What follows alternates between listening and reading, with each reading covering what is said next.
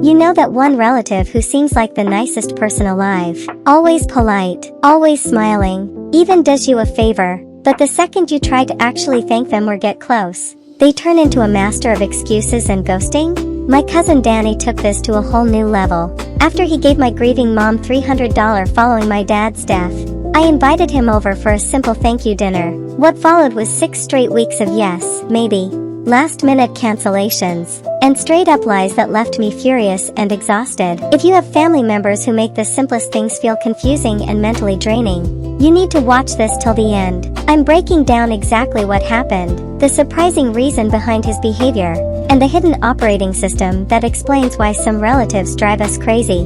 By the end, you'll never see these situations the same way again. Danny has lived in the same small southern town his whole life. Good guy, big heart. But he operates on a completely different wavelength. Last year our house burned down, and my father passed away 8 months later. Danny drove over, and insisted on giving my mom $300 as condolence money. She refused multiple times, but he wouldn't take no for an answer, so I wanted to thank him properly. Around Christmas I called him. Hey Danny, you free during the holidays? Come over for dinner, I really want to thank you.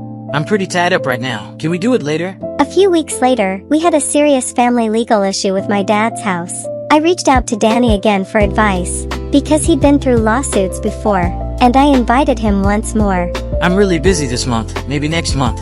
I told myself he was just swamped, but then he randomly called me to say his own case had lost. After I comforted him, I finally asked straight up, Danny, be honest, do you actually want to come over for dinner? I've asked you twice already. This Saturday or Sunday works. We set it for Saturday. My mom and I went shopping, bought wine, prepped food all day.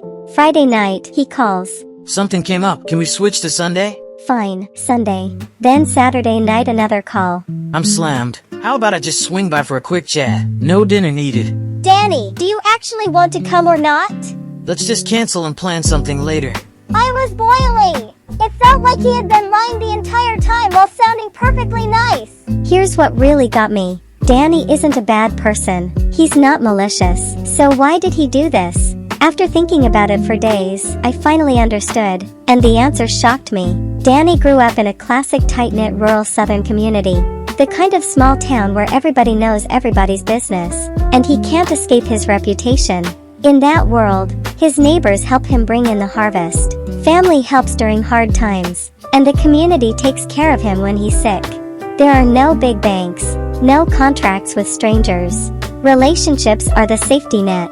In a place like that, direct conflict is dangerous. He might have to see that same person at church, at the grocery store, and at your kids' school events for the next 40 years. Burning a bridge doesn't just hurt him today, it can hurt his whole family for years. So people learn to never say no directly. They keep things vague, they protect face. It's not cowardice, it's survival.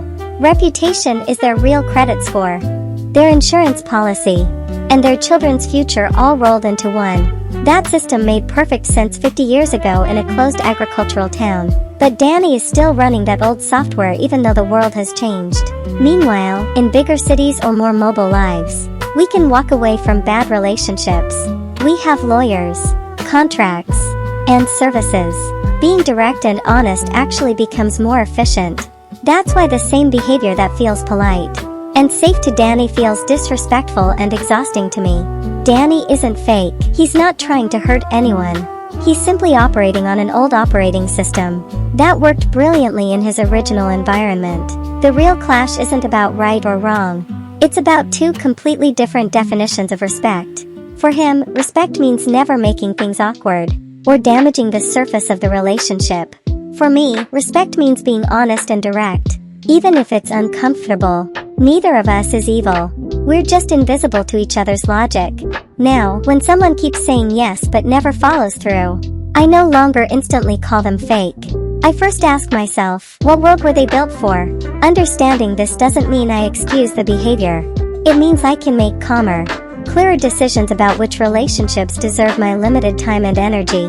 After everything, I've decided I won't chase Danny anymore. I understand his logic, but the mental gymnastics and constant guessing drain me too much.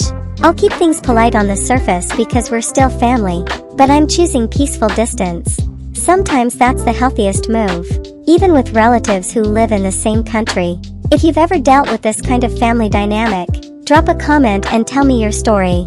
I read every single one. If you want more real, honest videos about family conflicts, cultural clashes, and how our upbringing secretly controls our adult relationships, smash that like button, subscribe, and turn on the notification bell. Thanks for watching till the end. I'll see you in the next one.